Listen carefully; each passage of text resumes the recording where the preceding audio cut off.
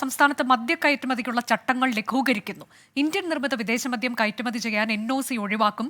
ഡിസ്റ്റിലറികളുമായി സഹകരിച്ച് മദ്യം ഉത്പാദിപ്പിക്കാൻ താൽപ്പര്യമുള്ളവർക്കായി ഡിസ്റ്റിലറി റൂളിലും ഇളവ് കൊണ്ടുവരും. KSIDC MDയുടെ നേതൃത്വത്തിലുള്ള വിദഗ്ധ സമിതി സർക്കാരിന് റിപ്പോർട്ട് കൈമാറി. ഷഫീദ് റാവുത്തർ വിവരങ്ങളുമായി. ഷഫീദ്, കുറെ കൂടി ഉദാരമാക്കുന്ന തരത്തിലേക്കുള്ള വ്യവസ്ഥകളാണോ ഈ റിപ്പോർട്ടിലുള്ളത് കയറ്റുമതിക്ക്? അനുജ, പക്ഷേ ഇത്തരം നിയമങ്ങൾ അല്ലെങ്കിൽ ഈ നിയമങ്ങൾക്ക് ഇത്തരത്തിലുള്ള ഇളവുകൾ വന്നാൽ സ്വാഭാവികമായും അത് വലിയ തരത്തിലുള്ള വിമർശനങ്ങൾക്ക് വഴിവെക്കാൻ സാധ്യതയുണ്ട്. ഈ കേരളത്തിൽ നിന്നുള്ള മദ്യ കയറ്റുമതിക്ക് നിയമങ്ങളിൽ സമഗ്രമായ അഴിച്ചുപണി വരുന്നു എന്നുള്ളതാണ് ഏറ്റവും സുപ്രധാനമായിട്ടുള്ള കാര്യം. KSIDC MDയുടെ നേതൃത്വത്തിലുള്ള വിദഗ്ധ സമിതി ഇത് സംബന്ധിച്ചിട്ടുള്ള റിപ്പോർട്ട് സർക്കാരിന് കൈമാറിയിട്ടുണ്ട്. റിപ്പോർട്ടിന്റെ പകർപ്പ് നമുക്ക് ലഭിച്ചിട്ടുമുണ്ട്. കേരളത്തിൽ നിന്നുള്ളവർ കേരളത്തനിമയുള്ള പേരുകളിൽ വിദേശത്ത് മദ്യം ഉൽപ്പാദിക്കുന്നുണ്ടെങ്കിലും കേരളത്തിൽ നിന്ന് കയറ്റുമതി ചെയ്യുന്ന ബ്രാൻഡുകൾ ഇല്ല. കേരളത്തിൽ നിർമ്മിക്കുന്ന മദ്യത്തിന് വിദേശത്തെ സാധ്യതകൾ മുതലെടുക്കാനാണ് ഈ പഠനം നടത്തിയിരിക്കുന്ന റിപ്പോർട്ട് ഇപ്പോൾ സർക്കാരിന് കൈമാറിയിട്ടുള്ളത്. ഈ റിപ്പോർട്ടിൽ 9 പ്രധാനപ്പെട്ട നിർദ്ദേശങ്ങൾ പറയുന്നുണ്ട്. ഈ 9 നിർദ്ദേശങ്ങളും മദ്യ കയറ്റുമതിക്കാണ് എന്നുള്ളതാണ് ഏറ്റവും പ്രധാനപ്പെട്ട കാര്യം. ഇങ്ങനെ വിദേശ സാധ്യത കൂടുതൽ ഉപയോഗപ്പെടുത്തിയാൽ കേരളത്തിലേക്ക് കൂടുതൽ ബ്രാൻഡുകൾ എത്തും എന്നുള്ളൊരു വിലയിരുത്തൽ സംസ്ഥാന സർക്കാരിനെ സംബന്ധിച്ച് അല്ലെങ്കിൽ എക്സൈസ് വകുപ്പിനെ സംബന്ധിച്ചിട്ടുണ്ട്. അതുകൊണ്ടാണ് ഇങ്ങനെ ഒരു തീരുമാനത്തിലേക്ക് എത്തിയത്. ഈ റിപ്പോർട്ടിലെ ശുപാർശകളിൽ പ്രധാനപ്പെട്ട ചില ശുപാർശകൾ ഇങ്ങനെയാണ്.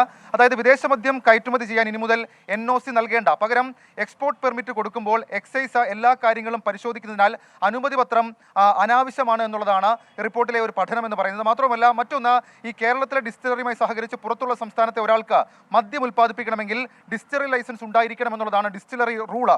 ഇതോടെ കേരളത്തിലെ ഡിസ്റ്റിലറിയുമായി സഹകരിച്ച് മദ്യം ഇത് ഒഴിവാക്കും. അങ്ങനെയാണെങ്കിൽ ഈ മദ്യം ഉൽപ്പാദനത്തിലേക്ക് അല്ലെങ്കിൽ കേരളത്തിലെ ഡിസ്റ്റിലറികളുമായി സഹകരിച്ച് മദ്യം ഉൽപ്പാദിപ്പിക്കാൻ താല്പര്യമുള്ള ആർക്കും ധാരണാപത്രത്തിൽ ഏർപ്പെടാൻ കഴിയുമെന്നുള്ളതും ഏറ്റവും പ്രധാനപ്പെട്ട കാര്യം. അതേപോലെ അന്താരാഷ്ട്ര റോഡ് ഷോ, ട്രേഡ് ഷോ എന്നിവയ്ക്ക് പെർമിറ്റ് എടുത്ത് വിദേശത്തേക്ക് കൊണ്ടുപോകാൻ കഴിയുന്ന മദ്യത്തിന്റെ അളവ് നിലവിലിപ്പോൾ പ്രതിമാസം 10 ലിറ്ററാണ്. അത് 20 ലിറ്ററാക്കി ഉയർത്താനുള്ള ഒരു നിർദ്ദേശം കൂടി ഉണ്ട്. മറ്റൊന്ന്, ലേബർ അപ്രൂവൽ റൂൾസിൽ ഭേദഗതി വരുത്തണം എന്നുള്ളതാണ്. അതിൽ വളരെ കുറച്ചുകൂടി ലളിതമായി പറഞ്ഞാൽ, ഈ കുപ്പിയിലെ ലേബലിലെ ഒരു അക്ഷരം പോലും മാറ്റം വരുത്തണമെങ്കിൽ ഇപ്പോൾ എക്സൈസിന്റെ അനുമതി വേണം എന്നുള്ളത് കർശനമായ നിയമമാണ്. ഫീസുകൾ അടക്കം അടയ്ക്കണം. എന്നാൽ ലേബൽ എങ്ങനെ വേണമെന്നത് എക്സൈസിന് ഇനി തീരുമാനിക്കാം എന്നുള്ളതാണ് ഒരു കാര്യം. അങ്ങനെ ഇത്തരം 9 നിർദ്ദേശങ്ങൾ അടങ്ങിയ പഠന റിപ്പോർട്ടാണ് കൈമാറിയിട്ടുള്ളത്. സ്വാഭാവികമായും ഇത് വരുമ്പോൾ ഈ ഇളവുകളടക്കമുള്ള കാര്യങ്ങളിൽ വിമർശനങ്ങൾക്ക് വഴിവെക്കും എന്നുള്ളതും ഗൗരവമുള്ളൊരു കാര്യം. അനുജ, ശരി, മദ്യ കയറ്റുമതിക്കുള്ള നിയമങ്ങളിൽ അഴിച്ചുപണി വിദഗ്ധ സമിതി സർക്കാരിന് റിപ്പോർട്ട് കൈമാറി. വളരെ പ്രധാനപ്പെട്ട ഒരു വാർത്തയാണ്.